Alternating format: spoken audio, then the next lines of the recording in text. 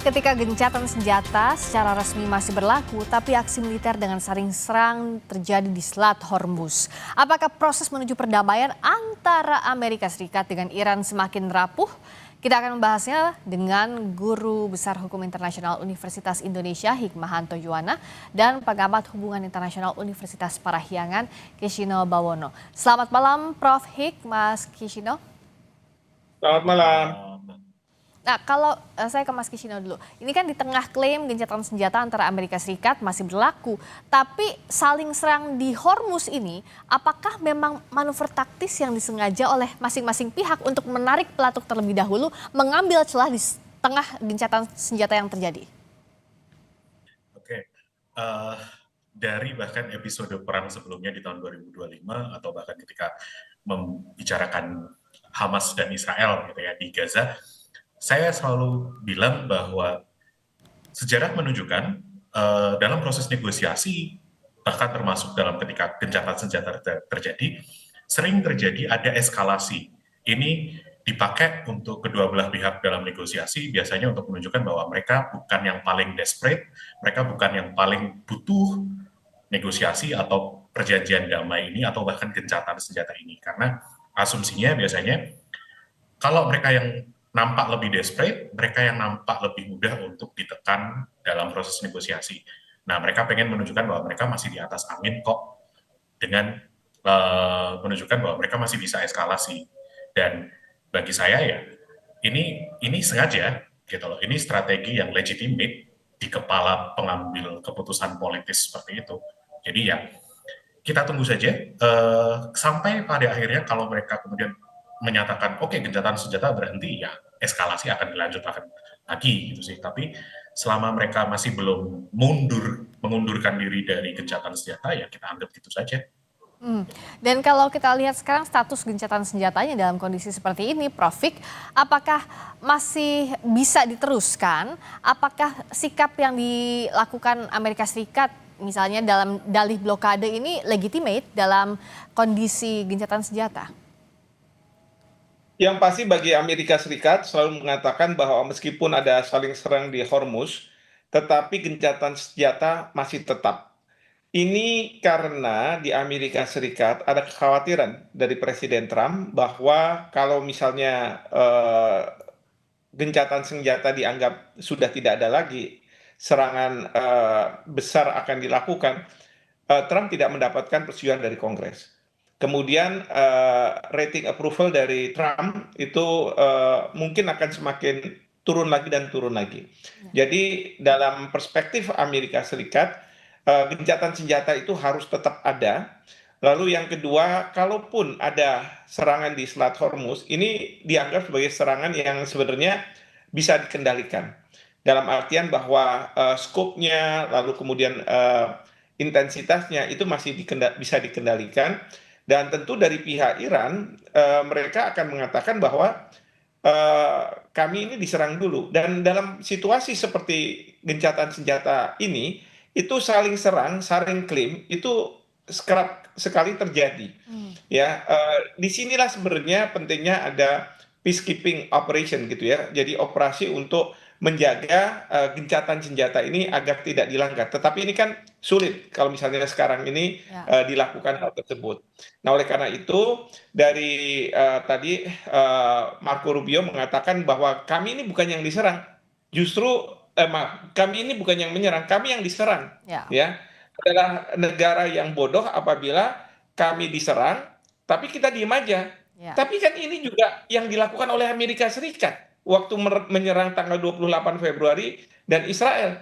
Masa Iran sebagai negara yang bodoh gitu ya, yang dia diamkan saja serangan dilakukan oleh Amerika Serikat dan Israel.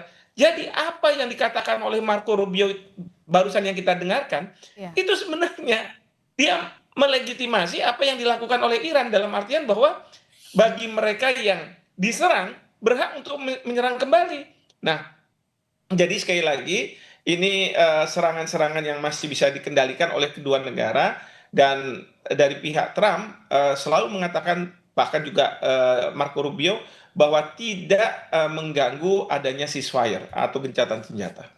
Ini kan seperti membahas telur duluan atau ayam duluan, siapa yang duluan nyerang dan siapa yang merasa terganggu duluan. Ini sejak awal perang demikian. Amerika Serikat juga bilangnya kalau kami tidak menyerang Iran terlebih dahulu, Iran akan jadi potensi berbahaya apalagi punya nuklir dan sebagainya. Ini nggak akan selesai-selesai perangnya. Nah, kalau Mas Kishino melihatnya bagaimana saling uji batas kesabaran lawan ini ditahan jangan sampai memicu perang terbuka. Ini kan yang coba ditahan sejauh ini oleh Tiongkok misalnya atau Rusia yang mulai masuk mendekati dari sisi Iran untuk menahan jangan sampai ada perang dengan eskalasi lebih tinggi lagi.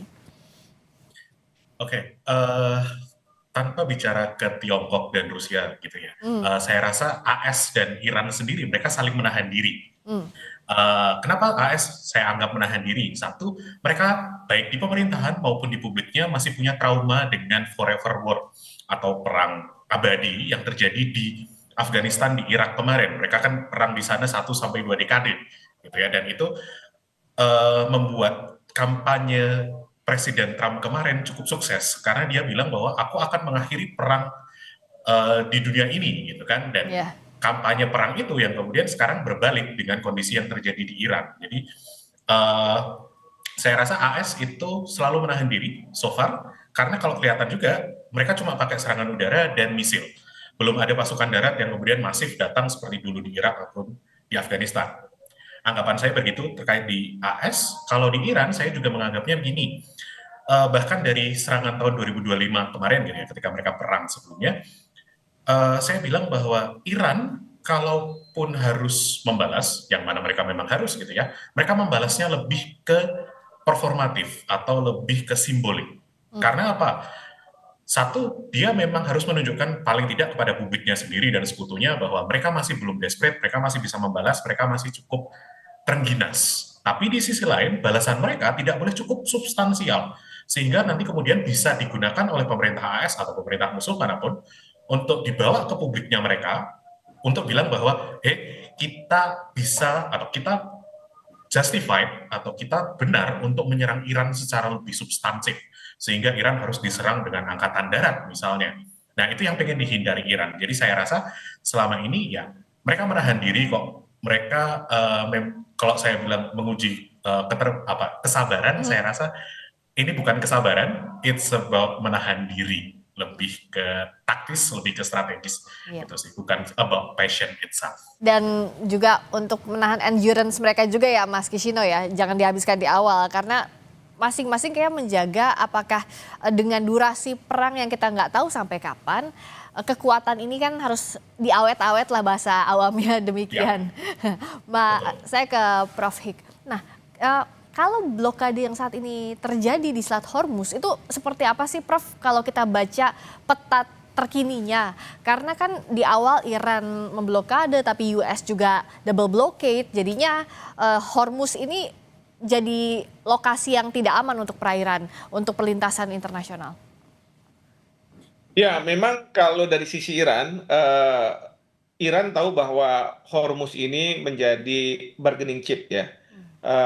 Bargaining chip agar dia tetap tidak dikalahkan oleh Amerika Serikat. Selama Hormuz ini bisa dikuasai, maka dia tahu bahwa Amerika Serikat tidak bisa melakukan banyak hal.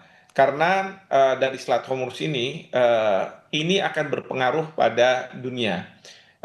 Sehingga ini tidak mungkin dilepas oleh Iran pada saat sekarang ini, pada masa perang saat ini.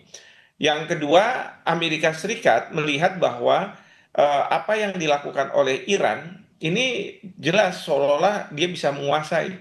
Sementara kalau misalnya Amerika Serikat akan menembus, ini menurut Amerika Serikat pada saat sekarang nggak mungkin. Sehingga yang dia lakukan adalah melakukan blokade. Jadi setelah katakanlah ada blokade, katakanlah begitu ya, penutupan atau pembatasan kapal yang bisa keluar masuk yang dikuasai oleh Iran, itu mulai berlayar ke laut lepas, itu nanti dicegat oleh Amerika Serikat. Nah, Amerika Serikat melakukan hal itu untuk mengatakan bahwa kamu pun, apakah kapal kamu sendiri atau kapal yang menjadi sahabat kamu, tidak mungkin keluar dari Selat Hormuz, karena saya sudah siap melakukan blokade. Dan itu yang dilakukan oleh Amerika Serikat. Bahkan dia sudah melakukan serangan terhadap tanker-tanker dari Iran, ya. Ya. Jadi itu yang dimaksud dengan blokade yang dibuat oleh Amerika Serikat. Di tengah kondisi seperti ini, Hormuz jadi pusat tingginya tensi, tapi bagaimana pula Selat Hormuz semestinya bisa jadi jembatan untuk menuju negosiasi yang sampai sekarang belum terwujud. Sudah mau 2 bulan lebih perang terjadi, kita bahas saja dari Sapa Indonesia Malam.